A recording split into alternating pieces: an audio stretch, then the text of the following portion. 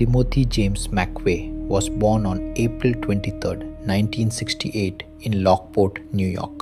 McVeigh's parents were Bill McVeigh and Mildred Mickey Hill, who got a divorce when Timothy was only 10 years old. At that time, McVeigh spent most of his time with his father while his two sisters stayed with their mother. From early childhood, McVeigh showed peculiarities of his character. The man was quite introverted. He was quiet and fond of firearms. His grandfather later recalled Timothy as a very bright boy, but he was a follower. In high school, the young man became interested in survivalism and collecting weapons. However, this trend intensified as McVeigh grew up.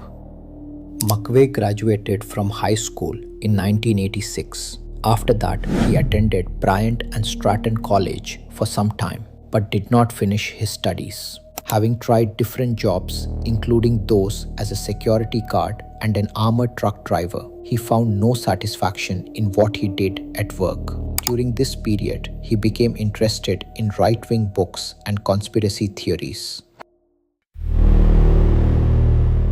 Enlisting in the US Army in 1988, McVeigh found himself a purpose and a direction in life. He thrived in the structured and disciplined atmosphere of the military and achieved success in his career. He joined a Bradley fighting vehicle as a gunner and was assigned to Fort Riley, Kansas. In the Army, McVeigh made two acquaintances that would prove to be very influential in his future life. They were Terry Nichols and Michael Fortier. Both of them had an anti-government mindset and would eventually become McVeigh's accomplices. The pinnacle of McVeigh's army career came when the Gulf War broke out.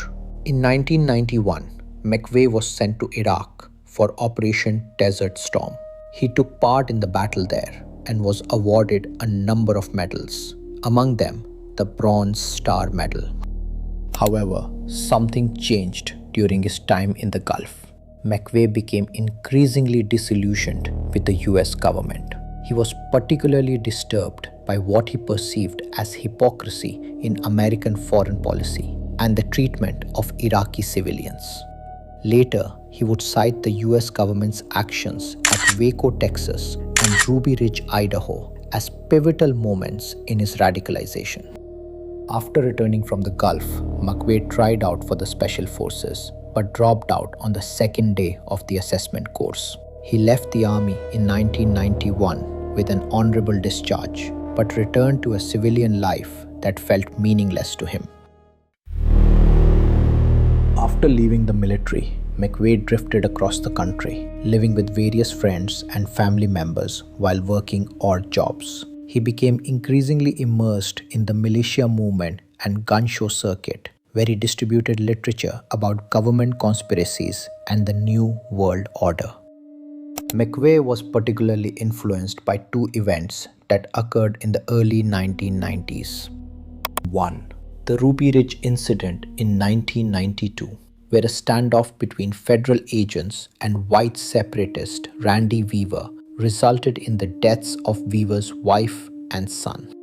2. The Waco siege in 1993, where a 51-day standoff between federal agents and the Branch Davidian religious sect ended in a fire that killed 76 people, including many children. McVeigh traveled to Waco during the siege and was outraged by what he saw as government overreach. These events solidified his belief that the federal government had become tyrannical and needed to be opposed by any means necessary. During this period, McVeigh began planning what he called a propaganda of the deed, a spectacular act of violence that would awaken Americans to what he saw as government oppression. He was inspired by white supremacist novel The Turner Diaries, which depicted a race war and bombing of a federal building. By 1994, McVeigh had settled on his target, the Alfred P. Murrah Federal Building in Oklahoma City. He chose this location because it housed multiple federal agencies and had a daycare center, which he believed would maximize the psychological impact of the attack. McVeigh began assembling his team, reconnecting with his army buddy Terry Nichols, and enlisting Michael Fortier. Together, they began acquiring materials for the bomb, including thousands of pounds of ammonium nitrate fertilizer, which they purchased under false pretenses. The construction of the bomb was meticulous. McVeigh and Nichols rented storage units in different locations to avoid suspicion. They tested various combinations of materials in the desert to ensure the device would be as powerful as possible. The bomb itself was a massive device, weighing approximately 7,000 pounds. It consisted of ammonium nitrate fertilizer mixed with racing fuel, packed into 13 plastic barrels arranged in a Ryder rental truck. The design was based on a similar device described in the Turner Diaries. McVeigh rented the Ryder truck on April 17, 1995 in Kansas using a fake name. He then joined up with Nichols, loaded the bomb material into the truck, and drove to a place in Oklahoma where they conducted their preparations. April 19, 1995 was an important date. It marked the second anniversary of the Waco siege and the 220th anniversary of the start of the American Revolution in battles of Lexington and Concord. To McVeigh, it was like a modern-day struggle against oppression. Wearing a t-shirt inscribed with words by Thomas Jefferson that stated, "The tree of liberty must be refreshed from time to time with the blood of patriots and tyrants." He drove the Ryder truck towards the Murrah Federal Building, where he parked the truck at a designated area below the building where there was a daycare facility attached to the building, and set fire to the fuse before leaving to another car parked blocks away. At 9:02 a.m., the explosion occurred. And that one explosion caused, because here's now what we just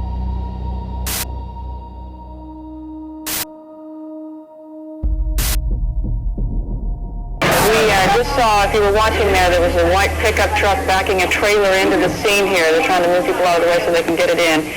It was an explosion that was extremely catastrophic, equivalent to 5,000 pounds of TNT. The north face of the Murrah building was totally flattened, forming a crater 8 feet deep and 28 feet across. Other buildings that were either destroyed or damaged from the explosion totaled to 324 within a 16-block area, while the glass windows of 258 buildings were blown out, and 86 cars were also destroyed or charred. In terms of lives lost, there were 168 deaths, including 19 children who died in the daycare center, and 680 others were wounded. Victims included government employees, regular citizens, and children whose parents had taken them to work on that day.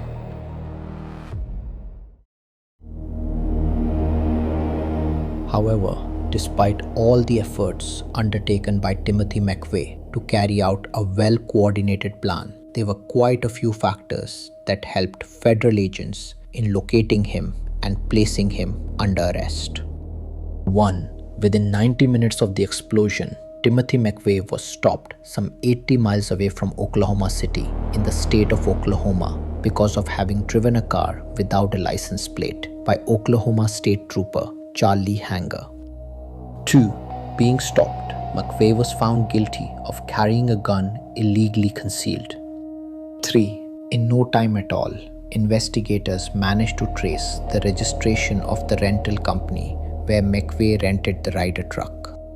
4. Employees of the rental company provided them with the description of Robert Kling, an alias of McVeigh. 5. The VIN number from the axle of the truck was found on the ground where the explosion took place.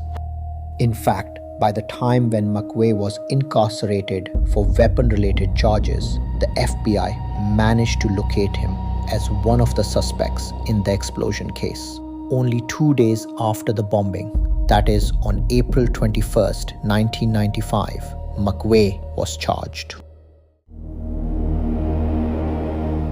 However, his trial started in 1997 in Denver, Colorado, after it was decided to move the venue of the trial away from Oklahoma because of the extensive media coverage there. The list of evidence brought by the prosecution was enormous. Witness testimonies about seeing McVeigh around the Murrah Building prior to the bombing. Evidence of the Ryder truck rental. Chemical traces of explosives found on his clothes. A letter to his sister where McVeigh made some comments about the bombing in advance. Michael Fortier's testimony, who became the witness due to a deal with authorities. However, the most convincing proof of his guilt is McVeigh himself. He didn't feel any sympathy towards the explosion in question and called 19 killed kids collateral damage. Later, he would mention the bombing as a morally legitimate form of retribution against crimes committed by the US government. The defense's argument about McVeigh being just a part of some large-scale plan was not convincing enough. And on June 2, 1997, he was found guilty of 11 charges. Among them, conspiracy to use a weapon of mass destruction, using a weapon of mass destruction, and 8 first-degree murders of federal law enforcement agents killed in the explosion. Penalty proceedings began immediately following conviction. The prosecution went forward with capital punishment by presenting emotional testimonies from friends and relatives of the victims. McVeigh was characterized as a cold-blooded terrorist with no remorse for his actions. However, the defense aimed at proving that McVeigh's background as a soldier and belief in being patriotic provided mitigating factors. However, these were not valid since there were overwhelming amounts of evidence to prove his guilty and heinous crimes. The jury recommended the death penalty on August 14, 1997. A death penalty was imposed by the judge for all 11 counts brought against him. He was asked whether he had any statements to make, but did not respond and remained emotionless. He was transferred from the state penitentiary to the federal Supermax prison in Florence, Colorado before his execution. While waiting on death row, he engaged himself in reading, correspondence with friends, and giving interviews. In those interviews, he did not show any regret about his activities because they were merely the right tactics of war against an oppressive regime. He quickly passed through appeals compared to most other capital punishment cases. McVeigh decided to drop his appeals in December 2000 and said that he preferred death rather than life imprisonment. He said, "If I am going to hell anyway, then I should make a grand entry into it." The US Department of Justice disclosed on May 16, 2001 that Timothy McVeigh would be executed by lethal injection on June 11, 2001 in the US Penitentiary in Terre Haute, Indiana.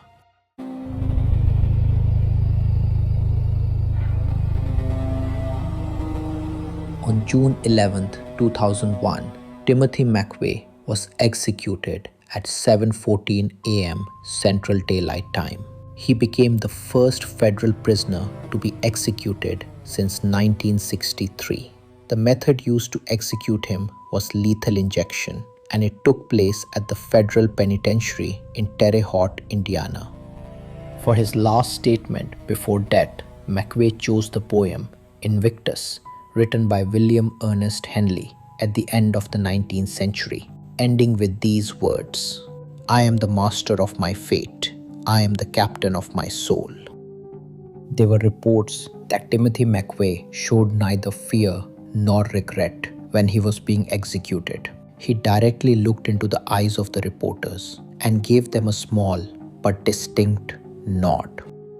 The whole process was transmitted via closed-circuit television to another building in Oklahoma City, where around 200 witnesses watched it. Some of them expressed feelings of closure, whereas others felt that the act was just too gentle for someone who inflicted such suffering upon others. Following his death sentence, the disposal of McVeigh's body became a contentious issue. The execution took place on the same day as the cremation of his remains at the behest of his family. McVeigh's cremation occurred at a funeral parlor in Terre Haute, Indiana. McVeigh's ashes were then handed to his defense lawyer, Chris Tritico, and their eventual disposal followed his willful instructions. As his final protest gesture, McVeigh wished for his ashes to be scattered at some unknown location. McVeigh, through his defense lawyer, made clear that he had chosen this fate because there should be nothing that would become a site of reverence for his cultists. Specifically, McVeigh made it clear that he did not wish that his final burial grounds be a place of pilgrimage for those who hated the government. The precise spot of dispersal of his ashes was not revealed to the public. It is simply known from his lawyer that the dispersal took place privately and discreetly, with no memorial marking such a deed.